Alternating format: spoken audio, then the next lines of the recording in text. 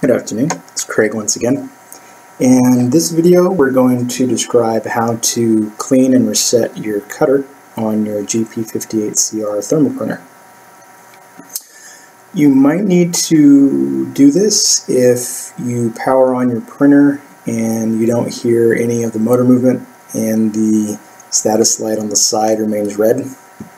So go ahead and power this one up.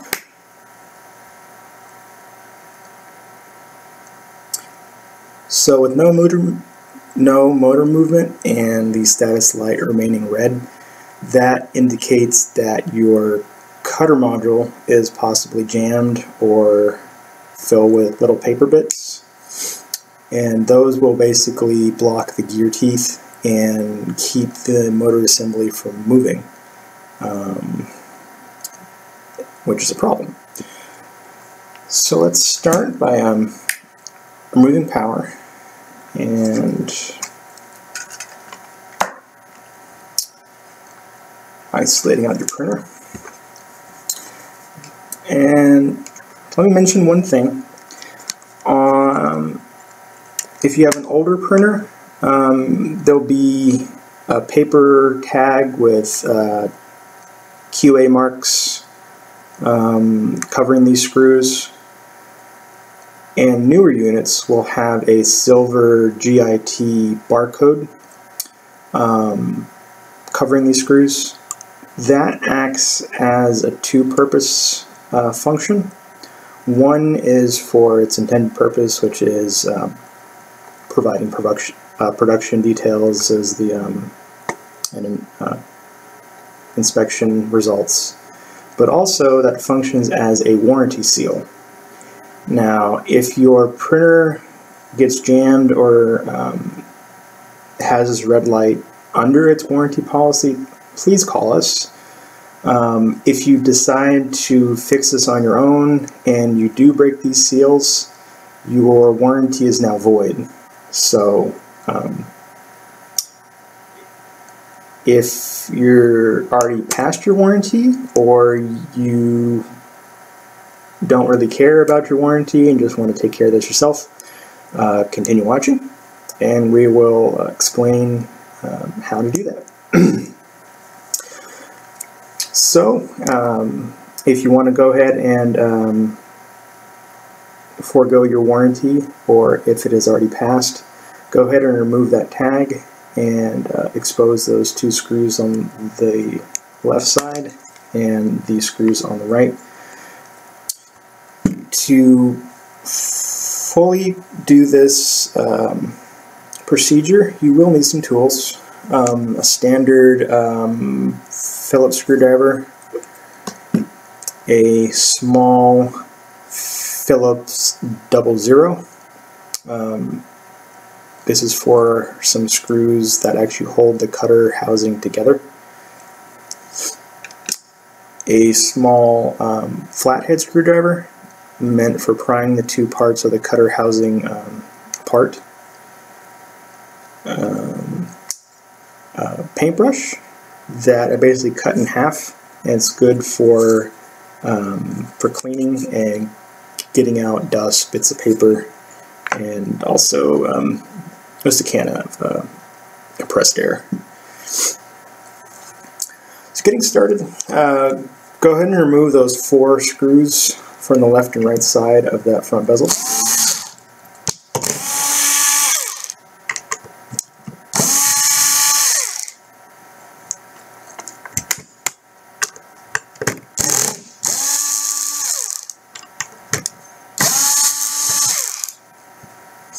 With those 4 screws removed, you basically can slide the front bezel off and set that to the side. Go ahead and unplug the first connector here, which goes to your cutter. And this silver part right here, this is your actual cutter module. This is what we're going to be removing and disassembling to clear out any jams and reset it to its proper position. So I generally like to start one side and just working it back and forth a little bit. You can basically remove it completely and set the rest of your printer off to the side here for the moment, and you're left with your cutter module. So the tiny screws that I mentioned earlier with the 00, those are going to be on the bottom of the cutter. So next to the wires there will be a screw, and on the other side there will be another 00. Go ahead and remove both of those. They are very, very, very tiny.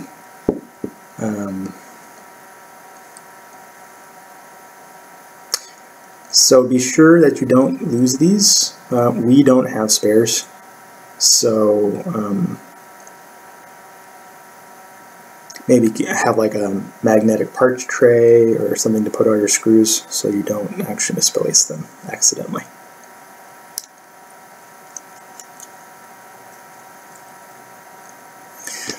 With those two screws removed, there will be two openings on the front, either here or here. Those are pry positions where you basically get your flathead screwdriver in there and basically separate these two parts into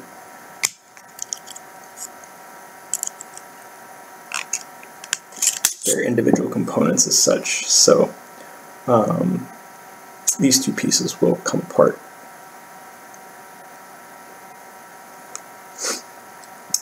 The side that has the sliding blade, that doesn't get too dirty or jammed up with stuff. It wouldn't hurt, just take your cleaning brush, go over it a few times, and spray it out with some air. Set that to the side and go to your actual gears and motor assembly. This is where all little bits of paper or junk gets up in between your gears, and by doing so it will actually block teeth, thus obstructing the natural movement of the motor, which then won't activate your cutter and then won't trigger this black switch in your cutter, which indicates the printer is ready for use and able to go online.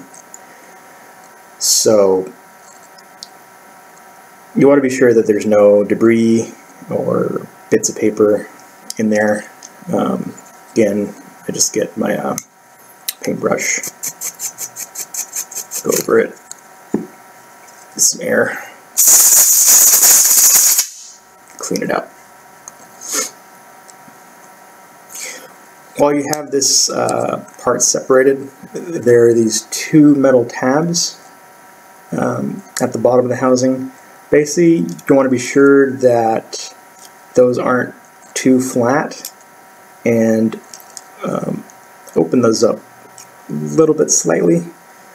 If they're too tight, they could actually pinch against the actual blade itself and cause a different kind of jam. So ensure that there is a little bit of space between those. The next step is actually resetting the motor to its neutral home position.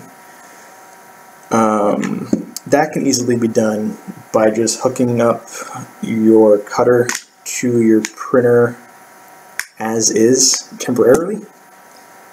So go ahead and plug in your harness for the cutter.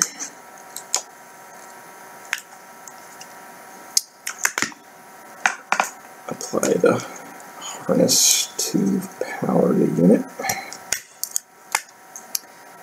And activating power here will activate the cutter and reset it to its neutral home position, which is about 12 o'clock.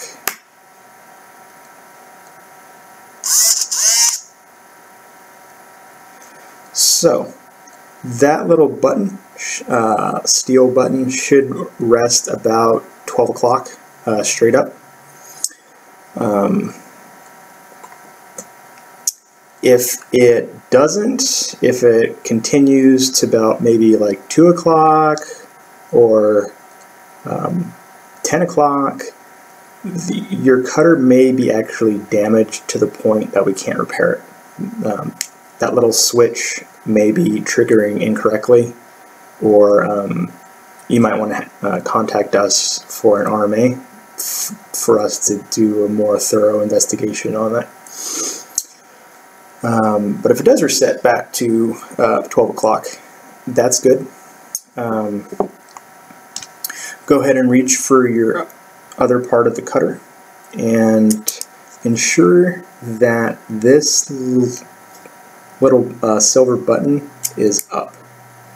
And that's just simply with the slide mechanism of the blade assembly.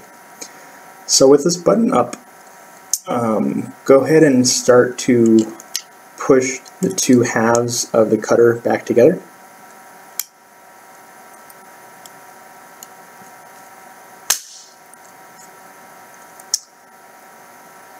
And once it pops back, you'll hear a snap.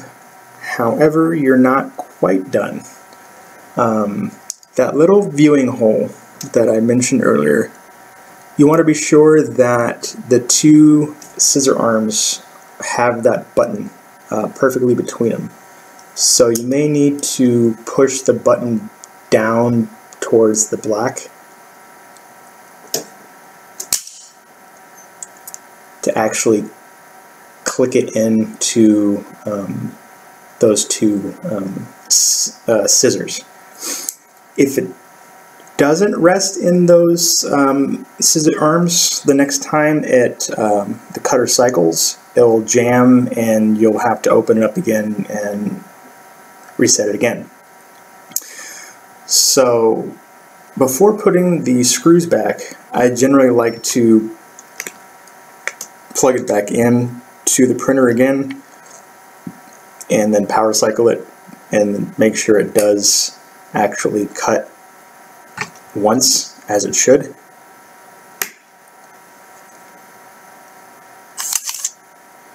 And that's once, so it doesn't look obstructed, so we can go ahead and put the screws back in. Go ahead and turn off the power here, remove that harness, get your little tiny screws.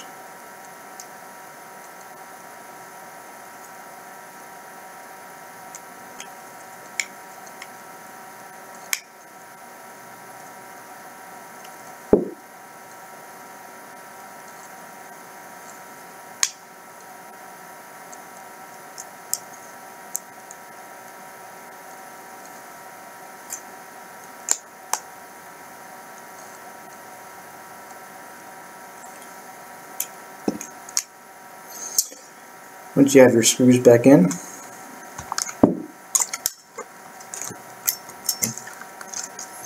go ahead and route your cutter cable in between the steel frame and your CPU board.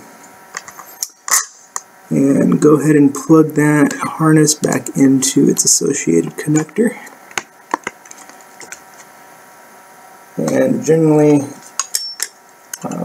installation is reverse of removal, so I generally work at one side and get that back in.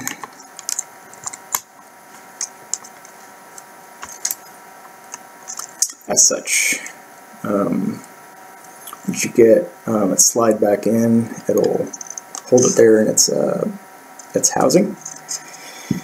When you put your bezel back on, be sure to route the LED cable in the little channel between the opening in the bezel here. If you don't, it could be bound up in the screws and you could short that cable. So ensure that it's running in that little channel.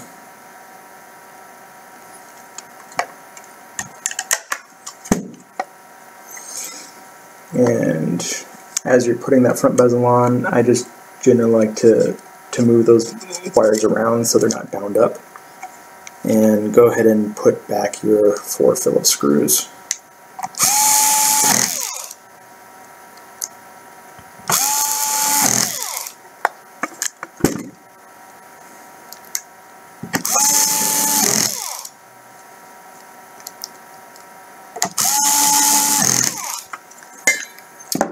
So going ahead and applying power.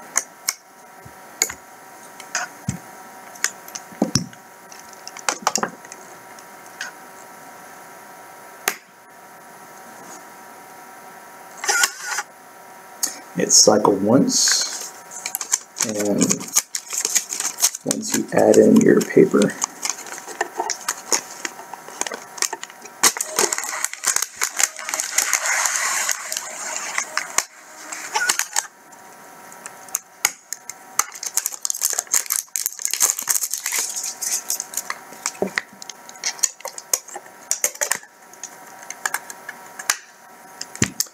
once you have your paper in, your front light should be green, your side light should be green, which means it's ready to go.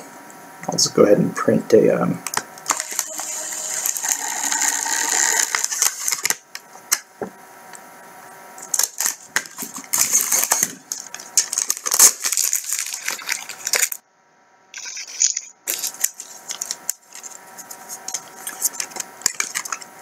so sometimes that doesn't actually work out correctly.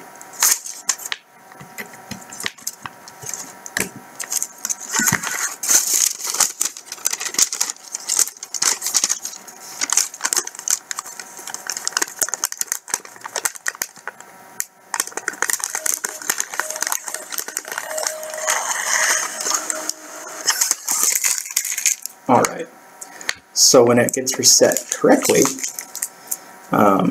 you shouldn't have any exiting problems. Go ahead and print that daily report for you again.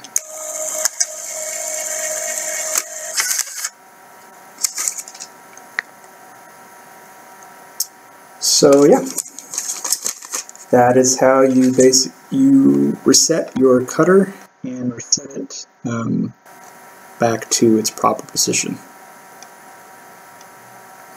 If you have any further questions, feel free to contact us at 510-252-0868.